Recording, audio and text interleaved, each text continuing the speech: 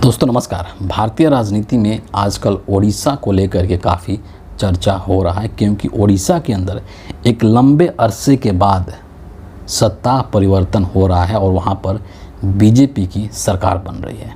तो इसीलिए आज इस वीडियो के अंदर हम लोग ओडिशा को लेकर के चर्चा करेंगे और ओडिशा में जिस व्यक्ति को बीजेपी मुख्यमंत्री बना रही है उस व्यक्ति के बारे में कुछ दिलचस्प चीज़ें आज इस वीडियो के अंदर हम लोग समझेंगे, उसको डिस्कस करेंगे, उस पर चर्चा करेंगे। ओडिशा एक ऐसा राज्य है जहां पर नवीन पटनायक की सरकार पिछले काफ़ी समय से थी, लेकिन इस बार 2024 के अंदर नवीन पटनायक चुनाव हार चुके हैं और वहां पर बीजेपी चुनाव जीत चुकी है और इसीलिए बीजेपी वहां पर अपना सरकार बनाने जा रही है। ओडिशा के अंदर जो विधानसभा है वहां पर 147 कुल सीटें हैं, जिसमें कि बीजेपी के पास 78 सीट है। 78 सीटों पर बीजेपी ने जीत हासिल की है और साथ ही जो 3 निर्दलीय जीत करके आए हैं वो भी बीजेपी का साथ दे रहे हैं और इसीलिए बीजेपी वहां पर बड़े ही आसानी के साथ अपनी सरकार बनाने जा रही है। और वर्षों से जो सरकार में थे नवीन पटनायक वो सत्ता से बाहर हो चुके हैं। अब वहाँ पर जो मुख्यमंत्री को लेकर के बातें हैं, कई नाम उसमें चल रहे थे बीजेपी के तरफ से। अगर कुछ नाम को मैं आपको गिनाऊं तो गिरीश चंद्र मुर्मू टॉप पे चल रहे थे, जो कि भारत के CAG भी रह चुके हैं। धर्मेंद्र प्रधान का नाम चल रहा था, मनमोहन सामल का नाम चल रहा था जो कि ओडिशा के अंदर बीजेपी के प्रदेश अध्यक्ष हैं। और भी ऐसे कई 3-4 नाम हैं जिसकी की चर्चा चल रही थी कि इनको बीजेपी ओडिशा का कमान संभालने को देगी, यानी कि इनको मुख्यमंत्री बनाएगी। लेकिन अंततः जो है वो मामला आकर के रुक गया मोहन चरण मांझी के ऊपर। तो मोहन चरण मांझी कौन है और क्यों इनको बीजेपी ने ओडिशा का मुख्यमंत्री बनाया, ये भी समझना बड़ा दिलचस्प है। और मोहन चरण जो मांझी का जीवन है, ऐसा नहीं है कि वो राजनीतिक फैमिली से थे, उनके बाप दादा परदादा राजनीति में थे और उसके बदौलत वो राजनीति में आ गए, ऐसा बिल्कुल भी नहीं है।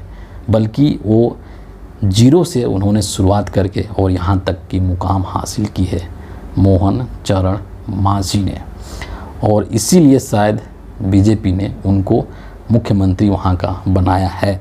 लेकिन मैं एक और चीज़ यहाँ पर बता दूँ कि मोहन चरण मांझी मुख्यमंत्री तो बनेंगे। बीजेपी के अंदर फैसले कैसे होते हैं इसको लेकर के हमेशा सवाल किया जाता है। जिस तरीके से लास्ट कुछ चुनाव हुए विधानसभा के अंदर, राजस्थान के अंदर, मध्य प्रदेश के अंदर, और वहाँ पर जिस तरीके से पर्ची के माध्यम से मुख्यमंत्रियों के नामों का ऐलान हुआ उसको पूरे देश ने देखा। तो बीजेपी की ये जो डिसीजन मेकिंग का तरीका है ये थोड़ा सा अजीब है और इसके ऊपर क्वेश्चन मार्क लगता रहा है। लेकिन फ़िलहाल जो बीजेपी है, नरेंद्र मोदी और अमित शाह की बीजेपी है, उसमें ऐसे ही काम होता है। उनके फंक्शन का तरीका यही है और कोई कुछ नहीं कर सकता है। और उन्होंने मोहन चरण मांझी के नाम के ऊपर जब मोहर लगा दिया तो फिर कौन उसको टाल सकता है, कौन उसको मना कर सकता है। इसके अलावा 2 डिप्टी CM भी वहाँ पर बनाए जाएंगे। एक कनक वर्धन है और जो दूसरे हैं वो प्रभाती परिड़ा हैं, जिनको कि डिप्टी CM बनाया जाएगा। ये जो मोहन चरण मांझी हैं, ये शुरुआत में इन्होंने अपना राजनीतिक जो करियर है उसको शुरुआत एक सरपंच से किया था। सबसे पहले ये सरपंच का चुनाव जीते थे 1997 में, और उसके बाद पहली बार जो ये MLA विधायक का चुनाव लड़े थे और विधायक बने थे वो सन 2000 की बात है। 2000 में ये बीजेपी के टिकट से विधायकी लड़े और विधायक बन गए थे। जो ओडिशा का केओंझर डिस्ट्रिक्ट है वहाँ के विधानसभा जो सीट है वहाँ से, और फिर उसके बाद 2004 में ये फिर जीत गए थे सेकेंड टाइम में। लेकिन उसके बाद 2009 और 2014 में ये चुनाव हारे भी थे, लेकिन फिर 2019 में ये जीत गए तीसरी बार, और चौथी बार 2024 के अंदर जब विधानसभा का चुनाव हुआ है तो वहाँ भी इनको विजयी प्राप्त हुआ है। मतलब 4 बार के ये विधायक रह चुके हैं। तो राजनीति की एक अच्छी पकड़ कह सकते हैं, समझ कह सकते हैं, और ग्राउंड पर इनका एक अच्छा पहचान कह सकते हैं, वो सब चीज़ें इनके साथ जाता है और इनके पास इन सभी चीज़ों का एक फ़ायदा है, एक प्लस पॉइंट है ना।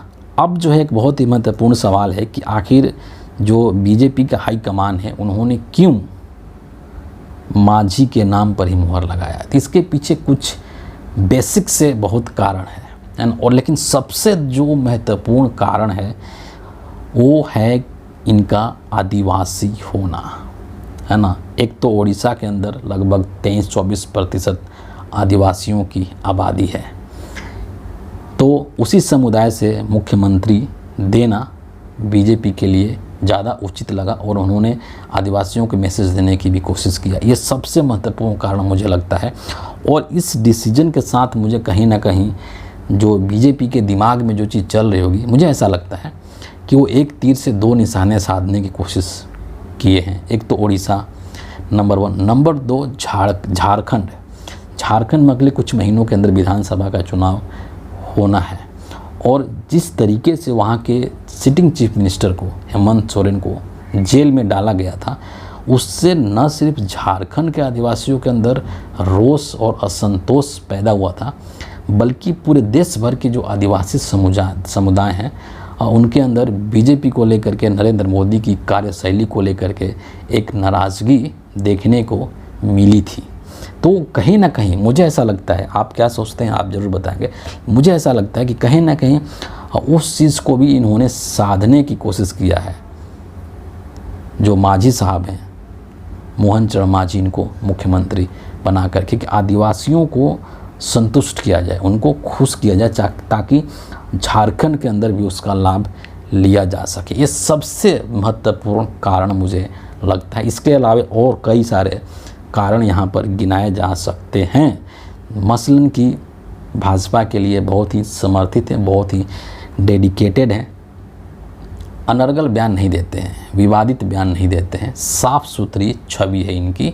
और जो वहाँ के अंदर वहाँ के जो कार्यकर्ता हैं, है ना, तो कार्यकर्ताओं में इनकी बहुत अच्छी पकड़ है। कार्यकर्ताओं के बीच में इनके लिए बहुत प्यार है, वो इनको बहुत सम्मान के नज़र से देखते हैं, क्योंकि इनका जो व्यवहार है वो इतना सरल है ना। आदिवासी लोग की यही बहुत बड़ी खासियत होती है कि जनरली वो बहुत निर्मल होते हैं, अंदर से बहुत स्वच्छ होते हैं और उनके अंदर मतलब छल कपट आपको नहीं के बराबर देखने को मिलेगा। सादगी एक उनके जीवन में आपको देखने को मिलेगा। तो ऐसी तमाम खूबियां हैं, क्वालिटी हैं मोहन चरण मांझी के अंदर, और जिससे मुझे ऐसा लगता है कि जो बीजेपी हाईकमान है वो प्रभावित हुआ और उन्होंने ये डिसाइड किया कि नहीं, उड़ीसा का जो कमान है वो मोहन चरण मांझी को देना चाहिए, क्योंकि ये एक ऐसे नेता हैं जो कि बहुत ग्राउंडेड हैं और ज़मीन पर लोगों से जुड़े हैं।